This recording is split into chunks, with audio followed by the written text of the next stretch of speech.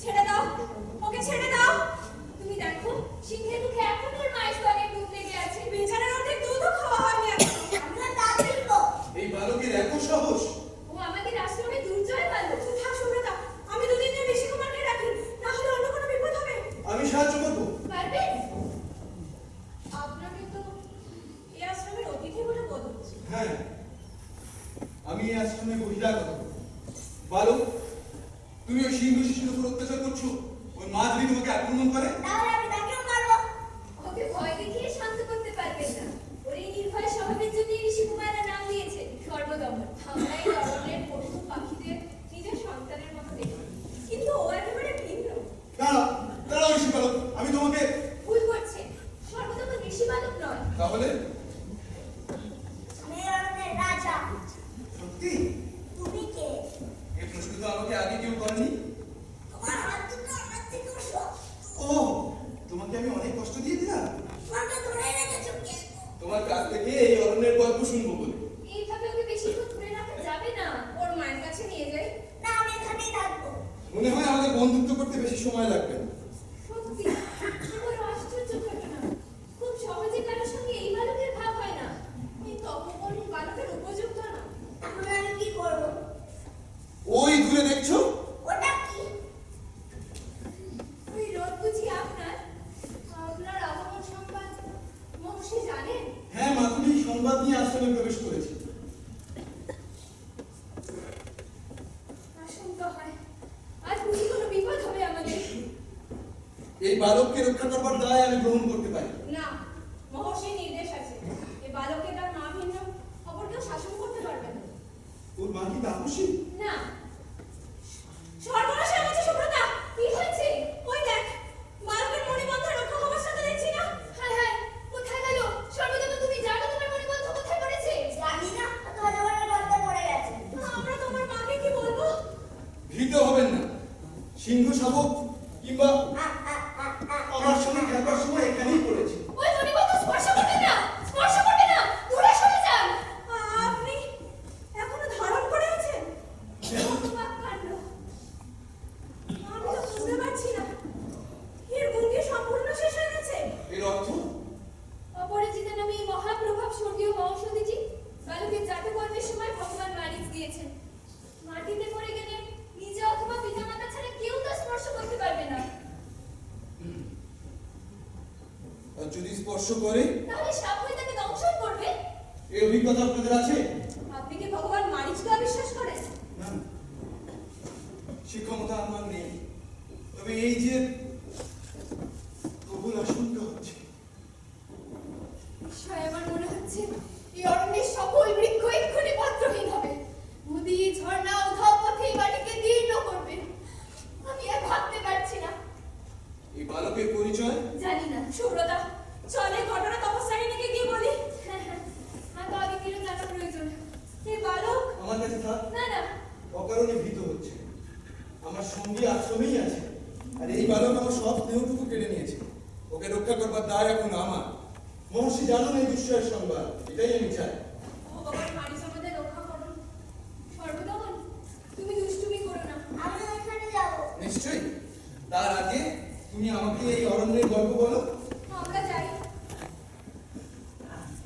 ওটা কি? রথ। ওই রথে করে দূর পথ অতিক্রম করতে হয়। আমি তোমাকে ওই রথে করে নিয়ে যাবো। আমার মাকে নিয়ে যাবে? তোমার বাবার কাছে যাবে? তুমি জানো? যাবে তার কাছে? মা বলেছে অনেক দূর। ঠিক। এই অরণ্য পেরিয়ে পর্বতের পার হয়ে গ্রাম প্রান্তর ছাড়ে ওখানে প্রাসাদ আছে। বলো, আর কি জানো বলো? আমার মা সব জানে। তাকে দেখার যে আমার তীব্র আকাঙ্ক্ষা। তার আগে তোমার এই রথে নিয়ে চলো আমাকে। হ্যাঁ, আমাকে নিয়ে চলো। এসো আমার সঙ্গে।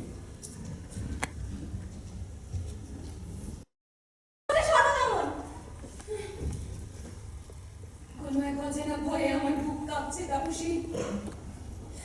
ওকে তোমরা আমার কাছে এনে দাও। শান্ত হও, শান্ত হও তপস্যারিণী শকুন্তলা। আমি এখনই ডেকে আনছি।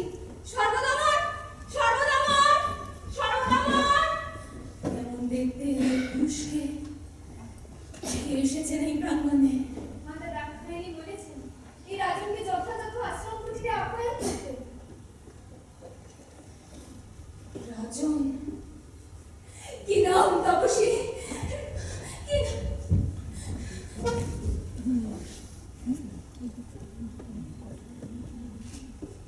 কি হলো শকুন্তলা? তুমি শকুন্তলা, শুদ্ধ চরিত্রা, যিনি ধূলিমলিন বসন পরিধান করে তপশ্চারণে তীক্ষ্ণমুখী এক বেণী ধারণ করে নির্দয় আমার বিরহবত প্রাণ করছেন। আমি চিনতে পারছি না। তাহলে কে আমার সন্তানের সুরক্ষিত মঙ্গল কবচ স্পর্শ করে কলুষিত করেছেন? এই বালক কিন্তু আমাকে চিনতে পেরেছে। বিশ্বাস হয় না। ও আমাকে রথে করে অনেক দূর বাবার কাছে নিয়ে যাবে বলেছে। চুপ করো। একদিন তোমাকে যে অবজ্ঞা করেছি, আজ কি তারই প্রতিদান দিচ্ছে শকুন্তলা? ক্ষমা করবেন আর্যপুত্র, আমার স্মরণ ক্ষমতা বড়ই দুর্বল। কি সত্যি মায়া? তাপসী, ভগবান মারিচের নির্দেশ অনুসরণ করে অতিথির সেবা করো। বালক, চলো আমরা ভিতরে যাই। সুন্দরী, আজ এই আশ্রমে এসেছি তোমারই অনুসন্ধানে। মহর্ষিকে একথা কি মাতুলি জানাননি?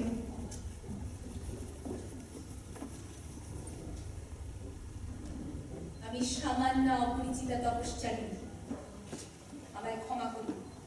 কি বলছো? অপরিচিতা নামে মহাপ্রভাব স্বর্গীয় মহৌষধি কবচে যে কোনো মীমাংসাই হল না শকুন্তলা। মহর্ষি কর্ণের আশ্রমের কথা মনে পড়ে না আজকে? এই দুই তাপসী আপনার উপযুক্ত সেবা করবেন। মহর্ষি কুটিরে আমার অনেক কাজ আছে, চলো। কি হলো? আজ পর্যন্ত কোনোদিনও তপবন্ধিত আমাকেই গ্রহণ করতে হবে। সৌভাগ্যবশত ধর্মপত্নীর সঙ্গে মিলন এবং পুত্রমুখ দর্শনে আয়ুষ্মান বিজয়ী হয়েছে। আপনার সহযোগিতা আমাকে বিনীত করেছে। ভগবান মারিচ, অসময়ে আপনি আমার পত্নীকে রক্ষা করেছেন, তার জন্য আমি কৃতজ্ঞ। শকুন্তলা শুধু তোমার পত্নী নয় আয়ুষ্মান, সে মহর্ষি কর্ণের আশ্রমের প্রধান তাপসী গৌতমী পালিকা। দেবলোক এই কন্যাকে আশীর্বাদ করেছেন। মাতা অদিতি, মহেন্দ্রের ভৃত্য দুষ্যন্ত আপনাকে প্রণাম করছি। দীর্ঘজীবী হয়ে পৃথিবী পালন করো, অপ্রতিদ্বন্দ্বী হও।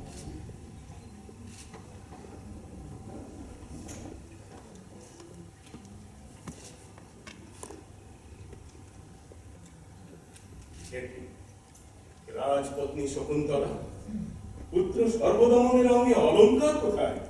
শকুন্তলা এই আশ্রম ত্যাগ করতে চাইছে না। কন্যা, ইন্দ্রের মতো তোমার স্বামী রাজগৃহে আজ তোমার আমন্ত্রণ, তাকে প্রত্যাখ্যান করছো কেন? তোমার কথা বলো শকুন্তলা।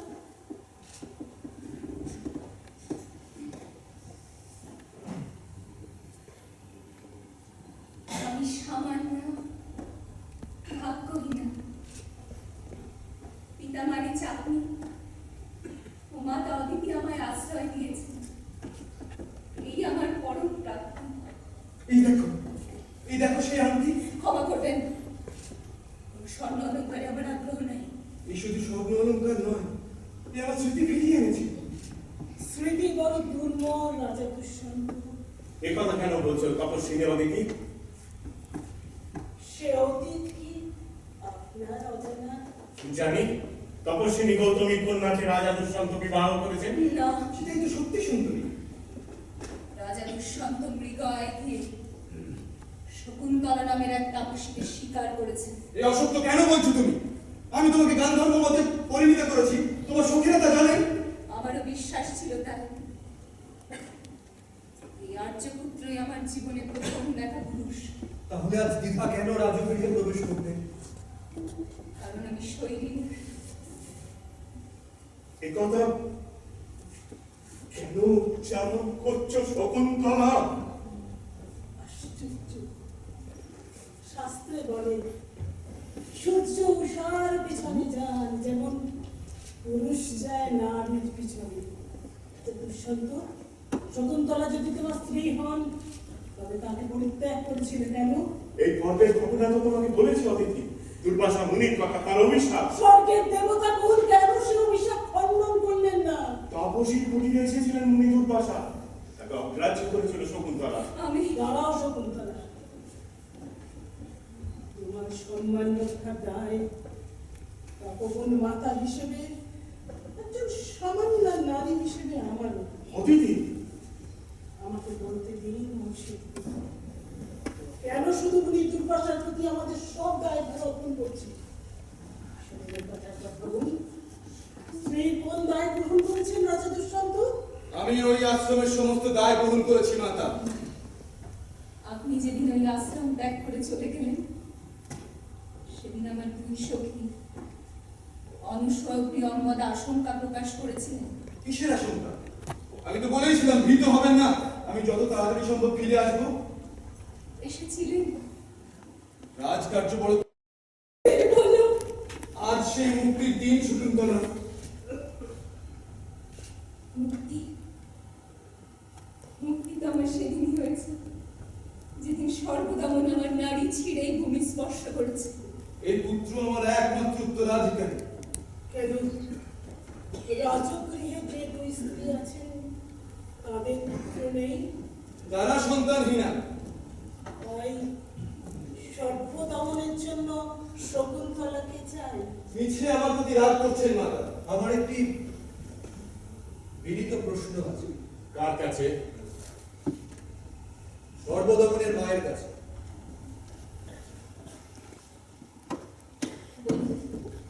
রাজা দুষ্যন্ত যখন আপনাকে অস্বীকার করলেন পত্নীকে স্বীকার করলেন, আপনি পিতা মহর্ষি কর্ণের কাছে ফিরে গেলেন, উপায় ছিল না।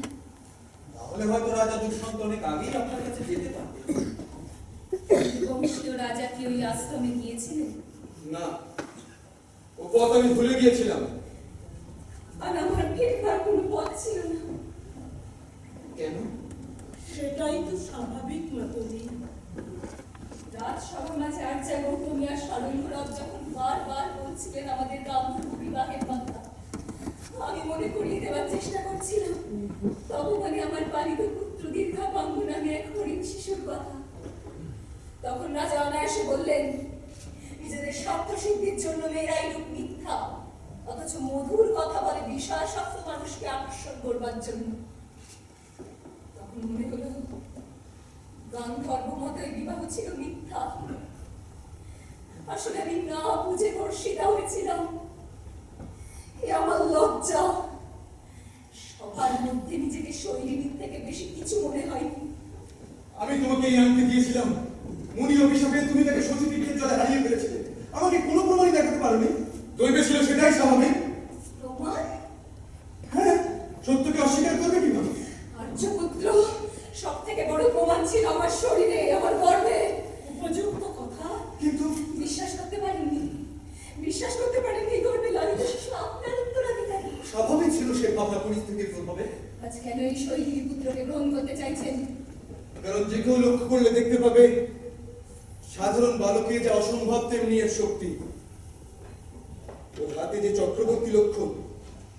সুন্দর। বিশ্বাস করেছে? সেদিন রাজসভাতে তো এই কথাই হয়েছিল গুরুরাজ। কি কথা? আপনি সভা পারিষদদের জিজ্ঞাসা করেছিলেন, আমি মোহগ্রস্ত হতে পারি, এ নারীও মিথ্যাভাষিনী হতে পারেন। এ ব্যাপারে সংশয় দেখা দেওয়ার কোনটা ঠিক হয়? আমি পত্নী ত্যাগ করবো না পরস্ত্রী স্পর্শে কলঙ্কিত হব? মনে হচ্ছে দূর থেকে একটা ছবি ভেসে আসছে। আপনার পুরোহিত প্রস্তাব দিয়েছেন বিবাহিকা প্রসব পর্যন্ত আমার গৃহে থাকুন। আপনার সম্বন্ধে ঋষিরা ভবিষ্যৎবাণী করেছেন প্রথমেই চক্রবর্তী পুত্রের জন্ম দেবেন। এই কর্ণমুনির দৌহিত্রে যদি ওই লক্ষণ থাকে, একে অভিনন্দন জানিয়ে অন্তঃপুরে আনবেন। আর তা যদি না হয়, একে পিতার কাছে পাঠিয়ে দেওয়া ছাড়া উপায় নেই। উপযুক্ত কথা, এর সঙ্গে নারীর সম্মান জড়িত। তার আগেই আর্য গৌতমী চেয়েছিলেন আমায় ফিরিয়ে নিয়ে যেতে, কিন্তু সারঙ্গরাব আমায় জানিয়ে দিলেন, মহারাজ যা বলছেন তুমি যদি তাই হও, তাহলে কুলো কলঙ্কিনী তোমাকে নিয়ে পিতা কি করবেন? তুমি থাকো, আমরা যাচ্ছি। নিজের সঙ্গীরা ত্যাগ করুন। আশ্চর্য হচ্ছে কেন মাধুরী? মিথ্যাবাসী সন্তানের সঠিক পরিচয় কে জানে? এই পুত্রের ফলে রাজ চক্রবর্তী লক্ষণ। হ্যাঁ, মিথ্যা আমি বলি। স্বীকার করছে আর্যপুত্র এই বালকের পিতা। উত্তরাধিকারের জন্য আপনি কি গ্রহণ করুন। মাতৃহারা হয়ে এ বালক থাকতে পারবে না শকুন্তলা। কবির স্নেহে সে কথা আমারও মনে হয়, কিন্তু এ বালকের শরীরে রাজরক্ত প্রবাহিত, ও যে আশ্রমের উপযুক্ত নয় সে কথা তো জানি। তাহলে আমি ওকে নিজের হাতে সাজিয়ে গেছি। শকুন্তলা,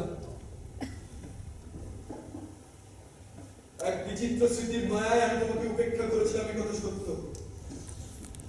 কিন্তু আজ আমি এই আশ্রমে এসেছি তোমারই জন্য। কিন্তু আমি তোমার আগের মতো নেই ভদ্র। রাজগৃহে সামান্য নারী তো রাজপুত্র জন্ম দেওয়ার জন্যই থাকে। আমি তো আজ রাজপুত্রকে আপনার হাতে অর্পণ করছি, সেখানে আমার কোনো প্রয়োজন নাই। রানীহীন রাজগৃহ অসম্পূর্ণ আর্যা। রাজকণ্ঠের অলঙ্কার মাত্র। ওই নগর রাজ্য আমাকে মাত্র কয়েক মুহূর্তে ভূমিচ্ছিন্ন করতে চেয়েছিল। সে ছিল মায়া। মায়া? হ্যাঁ, এই বিশাখা রাজেন্দ্র এই দুই তাপসীকে চিনতে পারেন? শান্ত হও শকুন্তলা, শান্ত হও। সত্য নিষ্ঠুর, তবু সেই নিষ্ঠুর সত্য দর্শনে পূর্ণ অর্জন তরুণ কল্যাণকামী রাজা। বলুন আর্যপুত্র, এই দুই তাপসীকে আপনার পূর্ব পরিচিতা? হ্যাঁ, আমার পুত্রের সঙ্গে এই আশ্রমে এই দুই তাপসীকে আমি প্রথম দেখেছি। এরা ছিল উল্লেখিত রাজা দুষ্যন্তের নগরের পুরোহিত। ও, ব্রত গ্রহণ করে আশ্রমে এসেছেন? জ্ঞান ঋষি কুমার, উপাসনা যদি সাঙ্গ হয়ে থাকে তাহলে ব্রহ্মবিদ ব্রাহ্মণকে এখানে আসবার অনুরোধ করো। সুপুত্রা, কেন মিছে নিজে ক্লেশ ডেকে আনছো? আমরা সবার না, একবার সর্বদামনকে আমাদের কাছে দাও, ওকে আমাদের স্নেহের স্পর্শ দিয়ে আমরা ভিতরে যাই। দ্বিধা করছো কেন? এই ধরো বালকের হাত।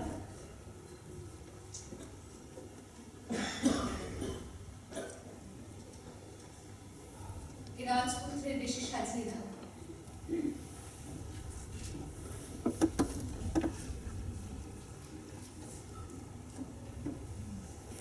এই আশ্রমে আপনি?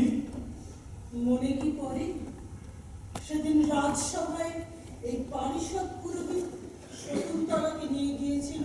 হ্যাঁ, তারপর এক অলৌকিক ঘটনার কথা বলেছিল। আমি বিশ্বাস করেছিলাম। আজকের এই দুই তাপসী পুরোহিতেরই কন্যা আপনার রাজ্য ছাড়তে বাধ্য হয়েছে। কেন? এই দুই বালিকা ওই নগরে শারীরিকভাবে নির্যাতিতা হয়েছিল। আমি তো জানি না। তার আগে 10 বছরের এক বালিকাকে কয়েকজন রাজবৃত্ত অত্যাচার করে হত্যা করে। সেই ঘটনা শুনেও রাজা দুষ্যন্ত বলেছিলেন এই বিশাল রাজ্যে দু একটি হিংস্র ঘটনা অগ্রাহ্যযোগ্য। এরা আত্মহত্যা করতে গিয়েছিল। পিতা গোপনে ভগবান মারিচের কাছে আশ্রয় প্রার্থনা করে। তাপসী, তোমরা রাজনগরে ফিরে গেলে আমি রাজভান্ডার থেকে তোমাদের সাহায্য করব। মহাপুরুষ পৃথিবীর প্রতি রাজা, এই তপোবন আমাদের ধাত্রীভূমি।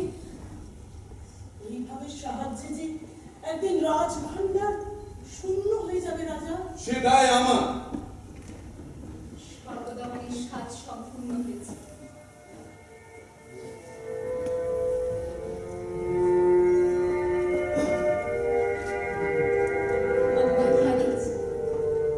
রাজপুত্রকে অর্পণ করুন। এর অধিকার তোমার। আর যাও আপনি আশীর্বাদ করুন।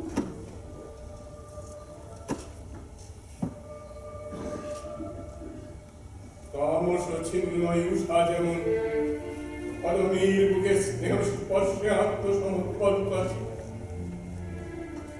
তোমার সঙ্গে পুত্রের যেন সেই সম্পর্ক থাকে।